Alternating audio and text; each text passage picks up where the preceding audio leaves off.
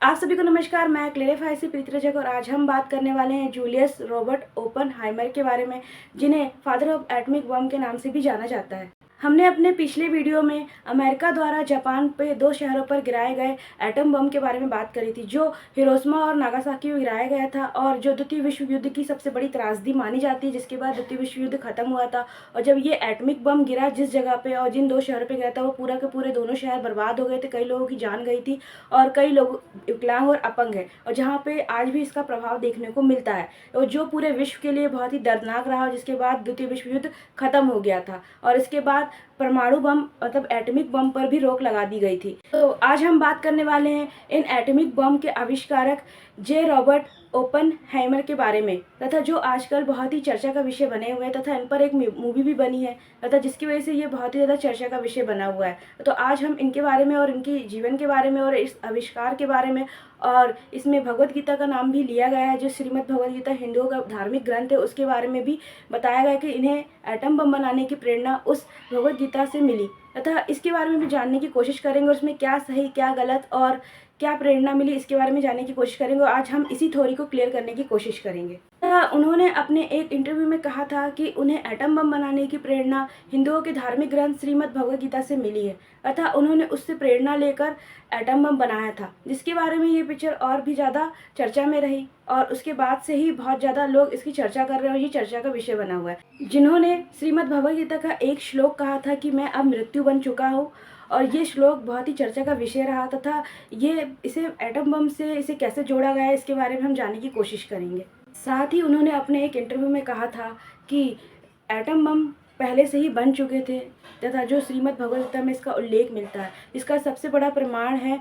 ब्रह्मास्त्र। तो आज हम फादर ऑफ एटॉमिक प्रसिद्ध वैज्ञानिक जूलियस रॉबर्ट ओपनहाइमर के बारे में जानने की कोशिश करेंगे और इनके आविष्कार के बारे में जानने की कोशिश करेंगे कि, और साथ ही ये भी जानने की कोशिश करेंगे कि जो इनका आविष्कार था एटम बम का, जिसने पूरी दुनिया को हिला के रख दिया, आखिर इन्होंने इसका आविष्कार कैसे हुआ और इसके परिणाम कैसे हुए, तथा इनको प्रेरणा कैसे मिली और इन्होंने भगवत गीता से कैसे प्रेरणा ली, इसके फैक्ट के बारे में भी जानने की कोशिश करेंगे। और आज हम इन्हीं थ्योरी को क्लियर करने की कोशिश करेंगे। जूलियस रॉबर्ट ओपनहाइमर अमेरिका के कैलिफोर्निया यूनिवर्सिटी के भौतिक विज्ञान के प्रोफेसर थे। जूलियस रॉबर्ट ओपनहाइमर का जन्म 22 अप्रैल 1904 को हुआ था और इनकी मृत्यु 18 फरवरी 1967 को हुई थी। ओपनहाइमर को हर चीज़ में रिसर्च और उसके जानने की बहुत जिज्ञासा रही, तथा जिसके कारण उन्होंने 10 वर्ष की आयु से ही खनिज, भौतिक और रासायनिक शास्त्र के बारे में और भौतिक विज्ञान के बारे में पढ़ाई शुरू कर दी थी। जैसे जैसे समय बीता, साइंस की तरफ इनकी रुचि बढ़ती चली गई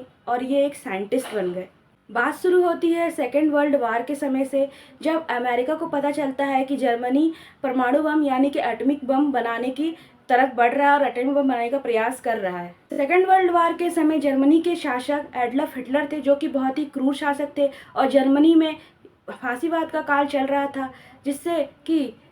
ओपनहाइमर को भी फांसीवाद के काल से बहुत ही डर लग रहा था, तथा उन्हें वो खुद एक यहूदी थे, तथा लेकिन फिर भी उनका यहूदी की तरफ झुकाव कम था। लेकिन उन्होंने कई शरणार्थी यहूदियों की आर्थिक सहायता की थी और उन्हें उनके लिए सहानुभूति थी। तो उन्हें अगर लगा कि जर्मनी भौतिक विज्ञान में एटॉमिक बम बनाता है और वह एटॉमिक बम हिटलर को दे देता है जर्मनी को, तो और जर्मनी सेकेंड वर्ल्ड वार जीत जाएगा, जिसका परिणाम बहुत ही भयानक होगा। अतः जिसके लिए अमेरिका और ओपनहाइमर ने एटम बम बनाने के लिए सोचा। साथ ही ओपनहाइमर श्रीमद् भगवत गीता की तरफ बहुत ही ज़्यादा आकर्षित थे। उन्हें हिंदू धर्म में बहुत ही ज़्यादा रुचि थी और वह श्रीमद् भगवत गीता के बारे में वो बहुत कुछ जानते थे। भगवत गीता के बारे में उन्होंने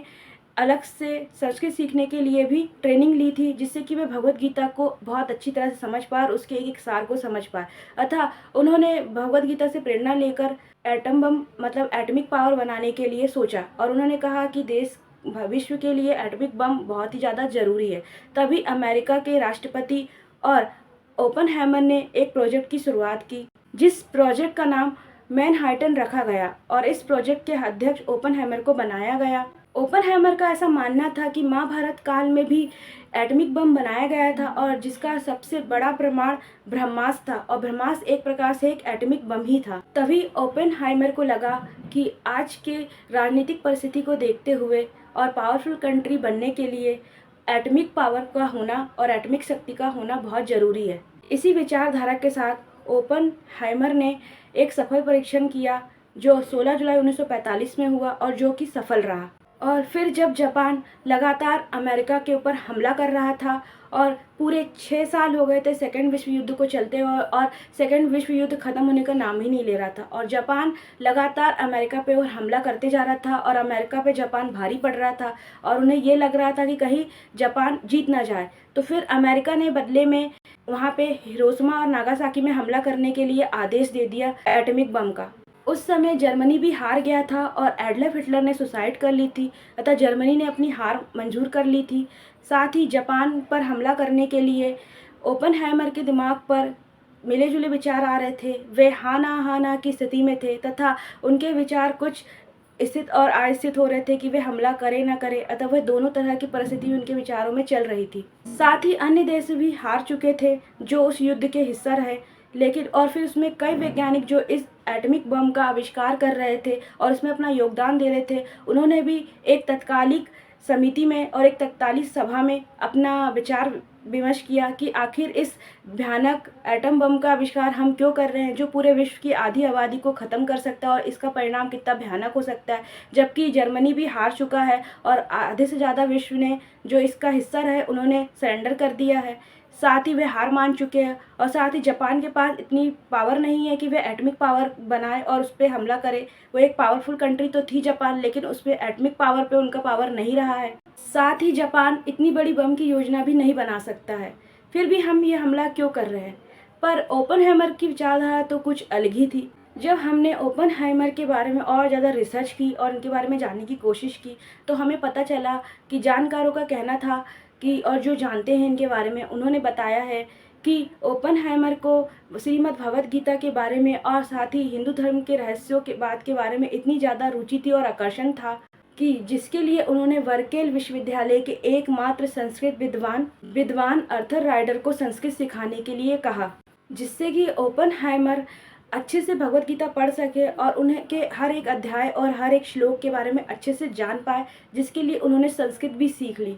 और जिसके बारे में वो श्रीमद् भगवद गीता को अच्छी तरह से पढ़ना चाह रहे थे। वे हिंदू धार्मिक ग्रंथ श्रीमद् भगवद गीता में इतने ज़्यादा आकर्षित हुए और उसे इतना ज़्यादा पढ़ लिए और वे एक वैज्ञानिक थे। जैसे कि जब ये हमला हुआ तो ओपनहाइमर सोच रहे थे कि मैं मृत्यु हूँ अतः मैं ही विनाशक हूँ, अतः इस तरह का विचार उनके दिमाग में चल रहा था। लेकिन कुछ संस्कृत के विद्वान और महान विद्वानों के विचार से इसका अनुवाद कुछ अलग ही हो सकता है तथा इसका अनुवाद ये भी हो सकता है कि मैं समझता हूँ तथा मैं समझता हूँ, मैं समय हूँ और मैं विनाशक हूँ, इस तरीके का भी हो सकता है। लेकिन ओपनहाइमर एक वैज्ञानिक थे और वे एक वैज्ञानिक की तरह ही उस स्थिति को समझने की कोशिश कर रहे थे। साथ ही वे उस समय और स्थिति को हिसाब से विचारधारा अपने विचार को ला रहे थे और उसमें सोच रहे थे। इसमें एक थ्योरी ये भी निकल के आती है कि जब ये घटना हुई तो ओपनहाइमर उस घटना को महाभारत के युद्ध की तरह अपने दिमाग में कल्पना कर रहे हैं और ये भी सोच रहे हो कि उनके दिमाग में ये दृश्य चल रहा हो जिससे वह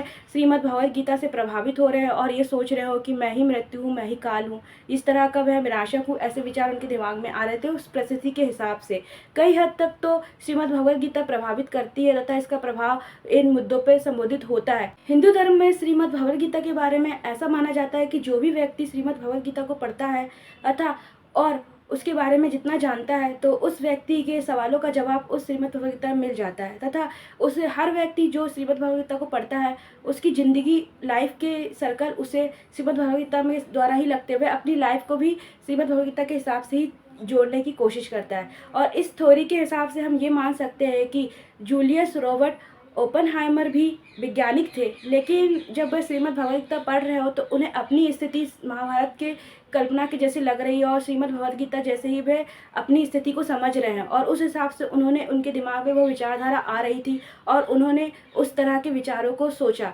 अतः जिससे एक बात तो यह समझ में आती है कि ओपनहाइमर के दिमाग में ये बात क्यों आई, उन्होंने इस श्लोक का क्या मतलब निकाला। लेकिन साथ ही एक बात ये भी प्रमाणित हो चुकी है कि हिंदू धर्म के श्रीमद् भगवद गीता और अन्य ग्रंथों में अतः जो बातें मिलती हैं अतः उनका रहस्य मिलता है, उससे वैज्ञानिक भी हैरान है। अतः ऐसी कई खोजें जो वैज्ञानिक अब कर रहे हैं वो बहुत पहले ही हिंदू धर्म के शास्त्रों और वेदों में हो चुकी है और उसका प्रमाण भी मिलता है। अतः चांद की दूरी, चंद्रमा का